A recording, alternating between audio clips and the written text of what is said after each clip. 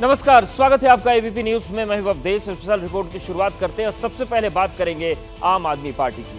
केजरीवाल के करीबी संजय सिंह की जो शराब घोटाले में गिरफ्तार हुए और अब जमानत पर जेल से बाहर हैं। दावा किया जा रहा है कि आज संजय सिंह कोई बड़ा खुलासा करने वाले हैं। यह दावा किया जा रहा है आम आदमी पार्टी की तरफ से, जिसके मुताबिक संजय सिंह आज कोई बड़ा खुलासा करने जा रहे हैं और यह खुलासा एक प्रेस कॉन्फ्रेंस में किया जाएगा जो आज सुबह 10 बजे होनी है। इतना तो तय माना जा रहा है कि संजय सिंह बीजेपी को लेकर ही कुछ बोल सकते हैं, लेकिन देखना होगा कि आखिर संजय सिंह प्रेस कॉन्फ्रेंस में क्या बोलते हैं, क्या खुलासा वो करते हैं। 6 महीने बाद जमानत पर जेल से बाहर आने के बाद से संजय सिंह लगातार बीजेपी पर हमलावर हैं।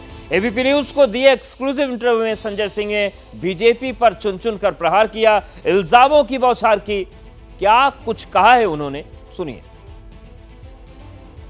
आम आदमी पार्टी की बुलंद आवाज और सांसद संजय सिंह इस वक्त मेरे साथ मौजूद है। मैं बुलंद आवाज इसलिए कह रहा हूं क्योंकि संजय सिंह 6 महीने बाद जेल से आए, लेकिन उनकी आवाज में, उनके जोश में कोई कमी नजर नहीं आई। संजय जी, जिस तरीके से मैं आपको जानता हूं, 6 महीने पहले जब आप जेल से बाहर थे और जब जेल गए, उस दौरान जो आपकी आवाज में बुलंदी थी वो उससे ज्यादा नजर आ रही थी। क्या बदला है इन 6 महीनों में संजय सिंह के भीतर और किस तरीके का संजय सिंह बाहर निकला? तो कम होना क्यों चाहिए? आम आदमी पार्टी का जन्मी आंदोलन की कोख से हुआ है, तो हम लोगों को अगर आंदोलन का मौका मिलेगा तो हमारा जज्बा और आत्मबल और मजबूत होगा। दिल्ली के 2 करोड़ जनता के लिए समर्पित भाव से एक नेता काम कर रहा था, एक मुख्यमंत्री काम कर रहा था। आपने उसको जेल में डाला है। जेल का जवाब जनता वोट से देगी। आम आदमी पार्टी का एक एक कार्यकर्ता और मजबूती से काम करेगा। केजरीवाल जी, मनीष सिसोदिया जी, सत्येंद्र जैन जी, जल्द ही इनको भी न्याय मिलेगा और जेल के ताले टूटेंगे, हमारे साथी छूटेंगे। संजय जी, आपकी रिहाई ऐसे वक्त पर हुई है जब पार्टी नेतृत्व से जूझ रही थी। आप उनके लिए संजीवनी बूटी बनकर आए हैं, लेकिन संजय सिंह को लेकर सवाल अब ये उठ रहा है कि उनकी भूमिका क्या रहेगी, किस तरह की भूमिका रहेगी जब चुनाव सिर पर हैं और आपको अलग अलग राज्यों में चुनाव के प्रचार के लिए निकलना होगा। क्या सिर्फ स्टार कैंपेनर के तौर पर रहेंगे या सरकार को बचाना, वो भी अपने आप में एक बड़ी चुनौती है, चाहे दिल्ली हो चाहे पंजाब हो, उसको लेकर क्या रोल है? हमारी भूमिका आपने देखा है, पहले से जब से हैं पार्टी के कार्यकर्ता के तौर पे काम कर रहे हैं। पार्टी का जो निर्देश होता है उसको हम लोग पालन करते हैं। केजरीवाल जी का जो निर्देश होगा हम लोगों के लिए, उसके हिसाब से काम करेंगे। संजय जी, भाजपा कह रही है कि आपको सिर्फ बेल मिली है, आरोप मुक्त नहीं हुए हैं, फिर किस बात का ढिंढोरा पीटा जा रहा है? दूसरी बात ये कि जेल से सरकार चलाने की बात आप कैसे कह रहे हैं? जब 2 मंत्री जेल चले जाते हैं, उनका इस्तीफा ले लिया जाता है, तो अरविंद केजरीवाल नैतिकता के आधार पर क्यों इस्तीफा नहीं दे देते जब जेल में बंद? देखिए, भ्रष्टाचार के खिलाफ भाजपाई बोलते हैं तो लगता है वो ओसामा बिन लादेन अहिंसा पे उपदेश दे रहा है। जिस पार्टी का राष्ट्रीय अध्यक्ष भारत माता के रक्षा सौदे में रिश्वत लेने के मामले में सजा याफ्ता हो, सजा हुई थी बंगारू लक्ष्मण जी को, तो बीजेपी तो बंगारू जनता पार्टी है। और नैतिकता की बात आप हमसे कर रहे हैं, इस्तीफे देने की बात कर रहे हैं। अरविंद केजरीवाल को गिरफ्तार कर लो फर्जी मुकदमे में, फिर कहो इस्तीफा दो। भगवंत मान को गिरफ्तार करो, फिर कहो इस्तीफा दो। 2 फर्जी मुकदमे ही तो कर रहे हैं। ममता बनर्जी पे मुकदमा करो, इस्तीफा दो। विजयन पे मुकदमा करो, इस्तीफा दो। स्टालिन पे मुकदमा करो, इस्तीफा दो। सिद्धारमैया पे करो, इस्तीफा दो। रेवंत रेड्डी पे करो। तो पूरे देश से विपक्ष की सरकार ही खत्म कर देना चाहती है भाजपा। मोदी जी चाहते हैं कोई विपक्ष का मुख्यमंत्री रहे ही नहीं, और ये क्या करते हैं? जो इनके साथ मिल जाता है, कह रहे थे चक्की पिसिंग पिसिंग पिसिंग, फिर कहने लगे मिक्सिंग मिक्सिंग मिक्सिंग। वो अजीत पवार को लेके घूम रहे। तो इसलिए भाजपाइयों की तो कोई बात ही मत कीजिए। इस देश की सबसे महाभ्रष्ट बेईमान पार्टी अगर कोई है आज की तारीख में, वो है भारतीय जनता पार्टी, जिसके नेता नरेंद्र मोदी जी ने कहा, किसी भ्रष्टाचारी को नहीं छोड़ूंगा। पूरब से लेकर पश्चिम तक, उत्तर से लेकर दक्षिण तक, हिंदुस्तान के एक एक भ्रष्टाचारी को बीजेपी में शामिल करूंगा। सुनीता केजरीवाल की भूमिका को लेकर भी सवाल उठ रहे हैं। बीजेपी कह रही है कि बिना मुख्यमंत्री की शपथ लिए सरकार चलाने का काम सुनीता केजरीवाल कर रही हैं। ऐसे में बाकी जो विधायक हैं उनका किस तरीके से उनको जोड़ के रखना है कि भाजपाई क्या कह रहे हैं उससे कोई हमारा लेना देना नहीं। मैंने आपको कहा, लोकतंत्र की हत्या करने वाली एक तानाशाह पार्टी है भारतीय जनता पार्टी। उसके खिलाफ हम लोग लड़ेंगे और जो भी केजरीवाल जी का निर्देश होगा उसका हम पालन करेंगे। भाजपाई क्या चिल्ला रहे हैं चौराहे पर, उससे हमें क्या लेना देना है? क्या लेना देना है आप बताइए ना। तानाशाहों की पार्टी हम लोगों को निर्देश आदेश देंगे, जिन्होंने चोर उचक्कों को पूरे हिंदुस्तान में उठा उठा के अपनी पार्टी में भर लिया, भ्रष्टाचारियों को, उनसे हमें कोई नैतिकता और निर्देश लेना है? जो 1 साल से मणिपुर में हिंसा करा रहे हैं वो हमको सिखाएंगे कि मुख्यमंत्री को इस्तीफा देना है कि नहीं देना है? तो इसलिए उनकी बात मत करिए जिनका गृह राज्य मंत्री देश का, उन्होंने ऐसे आदमी को बना रखा है जिसका बेटा 4 किसानों को कुचल के मार देता है। भाजपा अपना काम करे, उनसे हम लोग लड़ेंगे, उनको नंगा करेंगे देश के सामने, ये मैं आपको कह रहा हूं। प्रधानमंत्री नरेंद्र मोदी मिशन 400+ पर काम कर रहे हैं। ये लक्ष्य बड़ा है, चुनौतियां बड़ी हैं, लिहाजा दक्षिण राज्यों पर पीएम का फोकस ज्यादा है। लेकिन 48 सीट वाले महाराष्ट्र पर भी पीएम मोदी की पूरी नजर है और यही वजह है कि वहां 10 अप्रैल को रैली का चुनाव प्रचार की शुरुआत करेंगे और फिर एक के बाद एक 18 रैलियां करेंगे। पीएम मोदी के महाराष्ट्र में रैली से पहले एबीपी न्यूज और सी वोटर ने सर्वे किया है। यह सर्वे तब आया जब गुरुवार को पीएम मोदी बिहार के बाद बंगाल में थे, तीसरी बार सत्ता में वापसी का दावा कर रहे थे।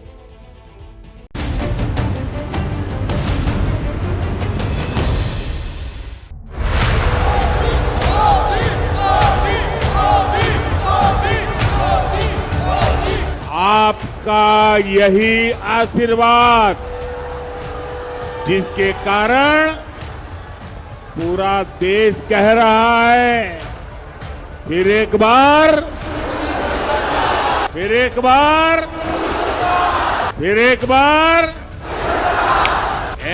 आभार। सूबा नया है, शहर नया है, रैली नई है, मगर हिंदुस्तान के प्रधान के शब्द शब्द में वही दृढ़ता है, विश्वास वही है। सत्ता में सशक्त वापसी के साथ दुनिया के सबसे बड़े लोकतंत्र के चुनावी कैनवास पर नई भगवा लकीर खींचने की भविष्यवाणी है। ममता दीदी के गढ़ में खड़े नरेंद्र मोदी फिर से वही दावा दोहरा रहे थे जिसमें बीजेपी विरोधी गठबंधन 100 में सिमटता दिख रहा है।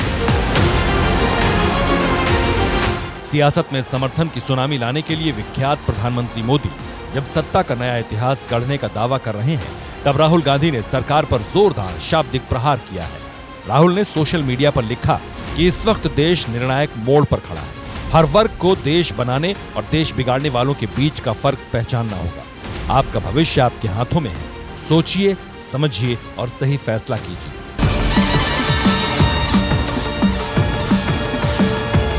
पहले फेज के चुनाव से पहले दो तरफा दावों के बीच एबीपी न्यूज और सी वोटर का नया सर्वे महाराष्ट्र को लेकर आया है।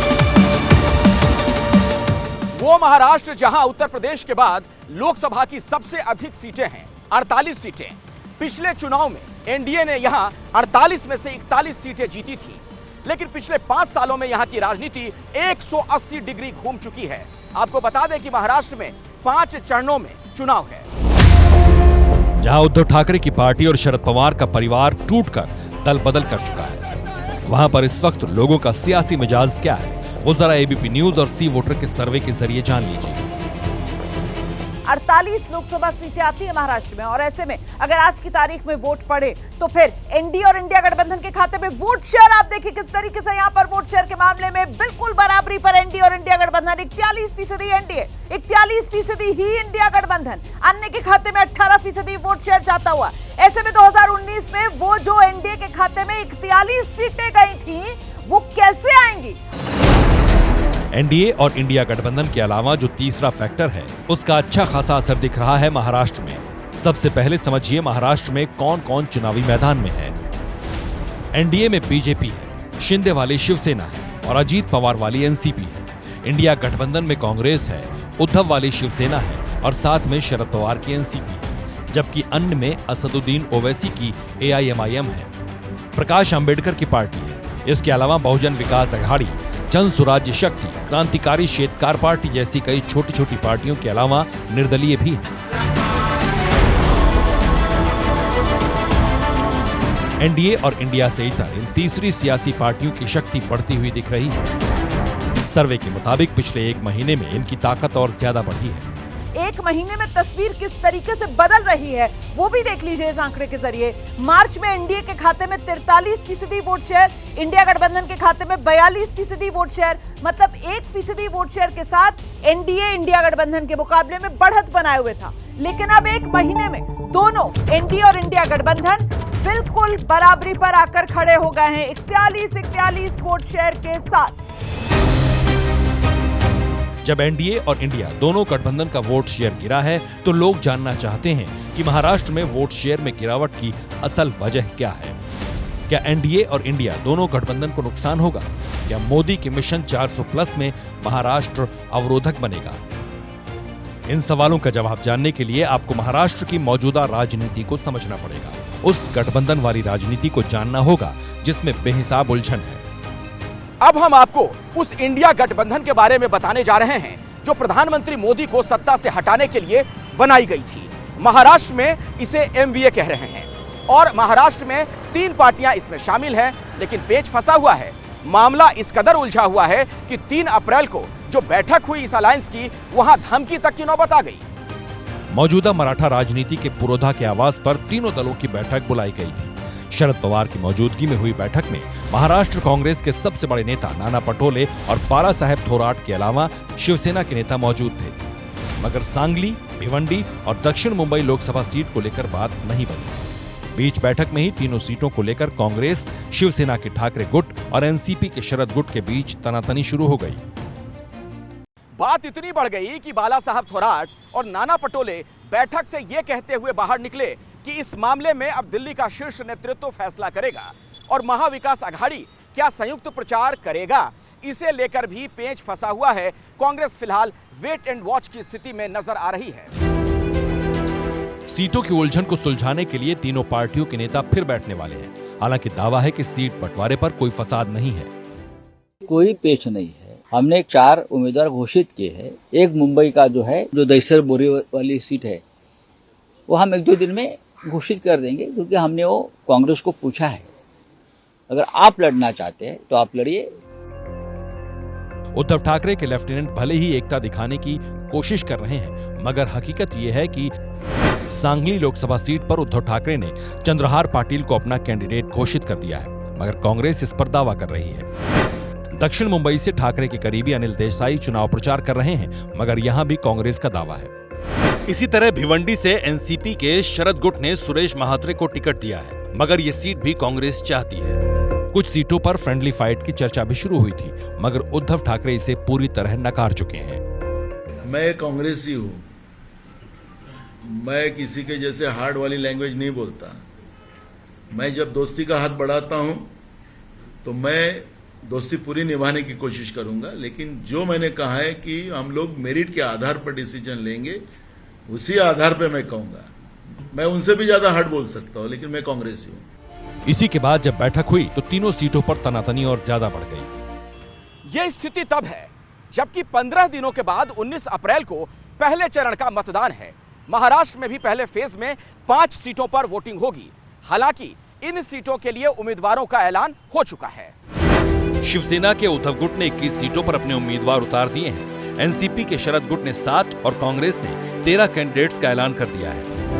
इनमें से कांग्रेस की सहमति से जिस मुंबई नॉर्थ वेस्ट सीट पर उद्धव ठाकरे ने अमोल कीर्तिकर को टिकट दिया है, वहां पर बगावत हो गई है। कभी उत्तर मुंबई से चुनकर संसद पहुंचे संजय निरुपम ने जय श्री राम बोलते हुए बरसों की कांग्रेस वाली सियासी आस्था को विसर्जित कर दिया है। दूसरी पार्टी के नेताओं के कहने पर आप अपनी पार्टी के नेताओं को निकाल रहे हैं। ऐसे कांग्रेस पार्टी चलेगी और बचेगी आने वाले दिनों में। अगर सच बोलना गुनाह है तो यह गुनाह मैं करने के लिए तैयार हूं, लेकिन इस सच को स्वीकार करने के लिए तैयार हो जाइए कि शिवसेना के सामने आपने पूरी तरह से सरेंडर कर दिया है। और मैं कह रहा हूं, कांग्रेस पार्टी का अब कोई भविष्य नहीं। कांग्रेस पार्टी अब इतिहास जमा हो चुकी है। संजय निरुपम फिर से तीर धनुष थामकर सियासी घर वापसी की तैयारी में है, लेकिन बीजेपी के नेता संजय पर कुछ यूं तीखा प्रहार कर अपना इरादा जता रहे हैं। कांग्रेस ने अपना कचरा संजय निरुपम को रोड पे फेंका है, तो इस कचरे को मेरी दरख्वास्त रहेगी कि डंपिंग ग्राउंड में डालिए। अपने पार्टी में अपने घर पे लाने की जरूरत नहीं है। हालांकि एकनाथ शिंदे की उंगली पकड़कर जिस शिवसेना में संजय वापस लौटना चाहते हैं, शिवसेना जिस एनडीए का हिस्सा है, वहां भी सीटों को लेकर उलझन बेहिसाब है। महाराष्ट्र में एनडीए के बीच 6 सीटों पर पेंच है। शिवसेना और बीजेपी में खींचतान जारी है। इनमें ठाणे, पालघर, रत्नागिरी, सिंधुदुर्ग, नासिक, संभाजीनगर और धाराशिव लोकसभा सीट शामिल है, जहां पर तनातनी है। शिवसेना ने अब तक 8 उम्मीदवारों के नाम का ऐलान किया है, लेकिन इनमें से 2 नामों पर बीजेपी को आपत्ति है। भारतीय जनता पार्टी की ओर से सीएम साहब को झुकाने की कोशिश हो रही है, मगर सीएम साहब झुकने वाले व्यक्तिमत्व नहीं है। वो तो जुझारू है और हमें विश्वास है कि हमारे जो प्रत्याशी के तौर पर जिनके नाम घोषित हुए हैं उनको नहीं बदलेंगे, हमें विश्वास है। हालांकि इस खींचतान के बीच अमरावती से बीजेपी की नवनीत राणा ने हनुमान जी की पूजा पाठ करने के बाद अपना नामांकन दाखिल कर दिया। मेरे क्षेत्र के लिए, मेरे क्षेत्र के लोगों के लिए बहुत बड़ा दिन है। अब तक कमल कभी भी अमरावती में बैलेट पे और मशीन पे नहीं आया और ये पहली बार है अमरावतीकरों को एक मौका है इस देश के हित में मतदान करने के लिए, राष्ट्र के विकास के लिए। हनुमान जी का आशीर्वाद हमेशा अपने भक्तों पे रहता है और वही विश्वास से हम मैदान में उतरते हैं और अच्छे कर्मों के साथ हर भगवान का आशीर्वाद उनके भक्तों पे हमेशा रहता है। नॉमिनेशन करने के ठीक बाद नवनीत राणा को जाति प्रमाण पत्र वाले केस में राहत मिली है। सुप्रीम कोर्ट ने राणा के जाति प्रमाण पत्र को वैध करार दिया है। बीजेपी की सांसद भले ही राहत महसूस कर रही हैं, लेकिन एबीपी न्यूज और सी वोटर के सर्वे में एनडीए और इंडिया गठबंधन दोनों के लिए झटका है। जाहिर है सीटों में जिस तरह पेच है उससे एनडीए और इंडिया दोनों को नुकसान होता दिख रहा है। बड़ी पार्टियों में जारी आपसी लड़ाई का सीधा फायदा अन्य को मिल रहा है। इतना ही नहीं, 2019 के मुकाबले बीजेपी या कहिए एनडीए को नुकसान हो सकता है। इसकी बड़ी वजह यह है कि उद्धव ठाकरे और शरद पवार की पार्टी में दरार के बाद की सहानुभूति हो सकती है। हालांकि पहले चरण के चुनाव में अभी 2 हफ्ते का वक्त बचा है। प्रधानमंत्री मोदी 10 अप्रैल से ताबड़तोड़ रैलियां करेंगे। उससे पहले अमित शाह जाएंगे। कांग्रेस और दूसरी पार्टियों के बड़े नेता अपनी ताकत दिखाएंगे। ऐसे में लोगों का सियासी मन और मिजाज बदल भी सकता है। कांग्रेस की सियासी नाव में छेद कम होने का नाम नहीं ले रहा है। जैसे जैसे लोकसभा चुनाव की तारीखें नजदीक आ रही हैं, वैसे वैसे कांग्रेस की नाव में छेद बढ़ते जा रहे हैं। फिर चाहे पूर्व सीएम हो या करीब 1 दशक तक कांग्रेस के तेज तर्रार प्रवक्ता हो, कांग्रेस नेताओं की ऐसी कोई कैटेगरी नहीं बची जो कांग्रेस का साथ छोड़कर बीजेपी के जहाज को न पकड़ रहा हो। राज्य अलग अलग है, लेकिन गुजरात से लेकर महाराष्ट्र और राजस्थान तक जो पाला बदल रहे हैं वो राम के नाम का हवाला दे रहे हैं और सनातन के नाम पर आत्मा जगने की बात कह रहे हैं। लेकिन सवाल ये है कि आखिर चुनाव के वक्त ही इन सब की आत्मा क्यों जागती है। शुरुआत आज के 2 सबसे बड़े चेहरों के साथ। पहला चेहरा कांग्रेस के बेहद तेज तर्रार प्रवक्ता रहे गौरव वल्लभ। पीछे से आलू आगे से सोना, बेहूदी बातें मैं नहीं कर सकता। एमए इन पॉलिटिकल साइंस कहाँ है प्रधानमंत्री? एमए इन पॉलिटिकल साइंस पढ़ा, लोगों को बरगला रहे। 10वीं पास, जो 10वीं नहीं था उसको एजुकेशन मिनिस्टर बना दिया। जो 10वीं पास नहीं है, शर्म नहीं आई आपको? डूब के मर जाना चाहिए था उस दिन।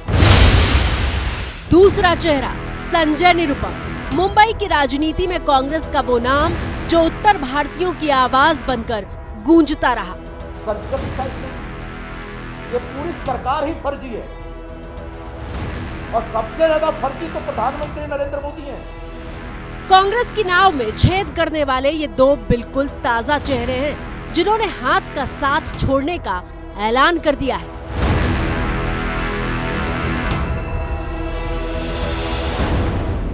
मैंने प्रमुख कारण ये बताया कि मेरे में इतनी ताकत नहीं है कि मैं सुबह से शाम बैठकर वेल्थ क्रिएटर्स को गाली देता फिरूं। मैं नहीं दे सकता। ये जो वैचारिक स्तर पर जो एक द्वंद्व चल रहा है पार्टी में, उसकी वजह से बड़े पैमाने पर कार्यकर्ताओं के अंदर एक निराशा और नाराजगी बनी हुई है। और अगर यूं ही चलता रहा तो आगे जाकर धीरे धीरे बहुत कुछ खत्म हो जाएगा, बिगड़ जाएगा, मुझे ऐसा लग रहा है। तस्वीरें देश की राजधानी दिल्ली में बीजेपी के पार्टी मुख्यालय की है, जहां गौरव वल्लभ कांग्रेस की सदस्यता से इस्तीफा देने के बाद बीजेपी के परिवार का हिस्सा बनने के लिए पहुंचे थे। औपचारिक प्रक्रिया से पहले गौरव वल्लभ की तारीफ में कसीदे पढ़े गए। कई बार संजय मयूं और अनिल बलूनी सब टीम बैठती है तो गौरव वल्लभ अगर डिस्कशन में जा रहे हैं तो फिर उस प्रकार कोई सीनियर जाना चाहिए। ऐसी चर्चा उनके कमरे में मैंने सुनी है और ऐसे गौरव जी का आज पार्टी ज्वाइनिंग हो रहा है, मैं उनका स्वागत करता हूं। खैर बात गलत नहीं है। करीब 4 साल पहले गौरव वल्लभ की बहस के हिस्से सोशल मीडिया पर वायरल हुआ करते थे। देखिए, यहाँ आके बरगलाने की और हास्य कविताएं करके मैं मानता हूँ आप कपिल शर्मा से बेटर एक्टर हो, जैसे आपने मुझे बोला ना, मैं मानता हूँ। क्यों ना शाम को 9 से 9:30 एक प्रोग्राम चालू करा जाए, संबित पात्रा लाइव, संबित पात्रा शो, करो उस पे नौटंकी, करो गाने, गाओ दलदल, जो करना वो करो। गौरव वल्लभ ने बीजेपी प्रवक्ता संबित पात्रा से पूछा था कि 5 ट्रिलियन में कितने जीरो होते हैं, और उनका ये सवाल पूरे देश में उनकी पहचान बन गया था। ये जो पूरा 5 वर्ष है, इसमें हम $2 ट्रिलियन जोड़ेंगे। विश्व के बुलंदी पर हम $5 ट्रिलियन इकोनॉमी के। मुझे ये लगता है मेरे भाई को ये 5 का अंक बड़ा भाता है। संबित भैया, 5 ट्रिलियन में कितने जीरो होते हैं बताना? बताओ ना। बताता नहीं, बताओ ना आज दर्शकों। बताता हूँ, बैठो, बता दो। आप 5 ट्रिलियन की बात कर रहे हो, बताओ 5 ट्रिलियन में कितने? बताता हूँ, आप सुनो। आज बताओ एबीपी न्यूज के दर्शकों को संबित पात्रा जी का ज्ञान, 5 ट्रिलियन में कितने जीरो होते हैं? जवाब पहले ये राहुल गांधी से पूछ के आओ मेरे भाई। देखिए कितने जीरो होते हैं, ये देख लिया। इनका ज्ञान देख लिया आपने। 5 ट्रिलियन जीरो नहीं पता है 5 ट्रिलियन में कितने होते हैं? बता दे तो मेरा चैलेंज है इनको आज। 5 ट्रिलियन में कितने? चलिए आप ही बता दीजिए, आप ही बता दीजिए। 12 10 टू द पावर 12 होते हैं। 10 to the power 12। Gaurav Vallabh 2 बार जमशेदपुर और राजस्थान के उदयपुर से चुनाव लड़ चुके हैं, लेकिन दोनों ही बार वो चुनाव हार गए थे। पेशे से प्रोफेसर रहे गौरव वल्लभ काफी वक्त से लाइमलाइट से दूर थे और अब सच्चे सनातनी होने का दावा करके महाभारत का श्लोक पढ़ के बता रहे हैं कि कैसे कांग्रेस एक दिशाहीन पार्टी हो चुकी है। धर्म एवं हतो हंति धर्मो रक्षति रक्षित, तस्य धर्मो न हंतव्यो मा नो धर्मो हतो वधित। अर्थात धर्म के मामले में आप चुप्पी साध लो, जो गालियां दे रहे हैं सनातन को आप चुप्पी साध लेते हो, वेल्थ क्रिएटर्स को जो गाली दे रहा है आप चुप्पी साध लेते हो, और उल्टा गालियां दे रहे हो। सवाल यह है कि गौरव वल्लभ के सब्र का बांध ठीक चुनाव से पहले ही क्यों टूटा? कांग्रेस पार्टी में ये सारी कमियां उनको पहले क्यों नहीं दिखाई दी? राम दाम दंडखेत, कांग्रेस की नाव में छेद। कांग्रेस की नाव में छेद का दूसरा चेहरा। आप सभी लोगों को सबसे पहले नमस्कार और जय श्री राम।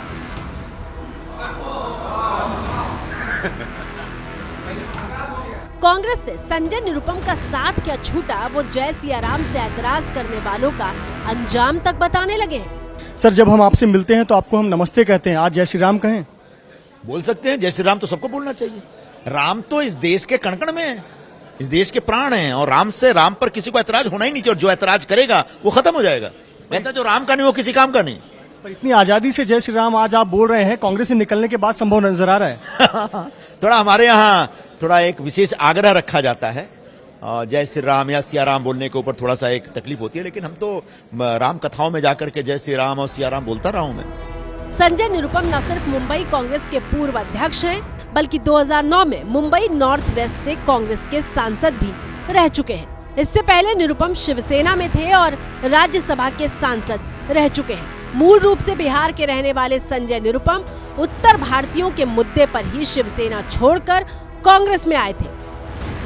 करीब 1.5 दशक तक कांग्रेस के लिए राजनीति करने वाले संजय निरुपम के मुताबिक बुधवार रात को उन्होंने पार्टी को अपना इस्तीफा सौंपा था और सुबह होते होते संजय निरुपम के पार्टी से निष्कासित होने की खबर आ गई। संजय निरुपम कांग्रेस से मोह भंग होने की वजह पार्टी में 5 पावर सेंटर को बता रहे हैं। पहले कांग्रेस में एक पावर सेंटर हुआ करता था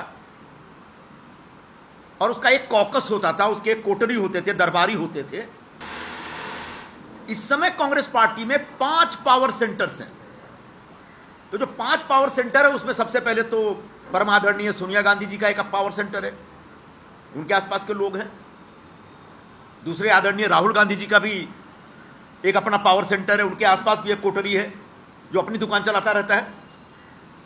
फिर बहन जी की भी एक अपनी कोटरी है, वो अपने ढंग से एक्सर्ट करती रहती हैं, अपना पावर एक्सर्ट करती रहती हैं। अध्यक्ष महोदय हैं, और आखिरी एक जो पावर सेंटर है जनरल सेक्रेटरी ऑर्गेनाइजेशन का वेणुगोपाल जी का, वो भी एक पावर सेंटर बना हुआ है भाई। हिंदी बोलते समझ में नहीं आता, अंग्रेजी बोलते समझ में नहीं आता, मलयाली हमको समझ में नहीं आता है।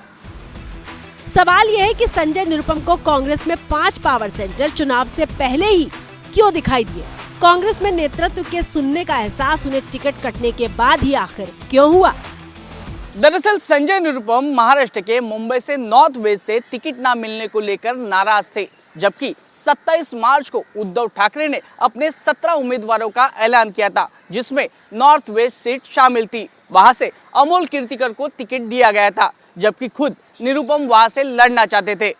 आपको पता होगा 1 हफ्ते पहले मैंने घोषणा की थी, और वो घोषणा तब की थी जब महाविकास आघाड़ी की तरफ से शिवसेना ने बगैर कांग्रेस के साथ सहमति बनाए एक खिचड़ी चोर को हमारे क्षेत्र का लोकसभा का अगला उम्मीदवार घोषित किया। मैंने साफ साफ कहा था मैं खिचड़ी चोर के लिए काम नहीं कर पाऊंगा। राम दाम दंडखेद, कांग्रेस की नाव में छेद। कांग्रेस की नाव में छेद का तीसरा चेहरा विजेंदर।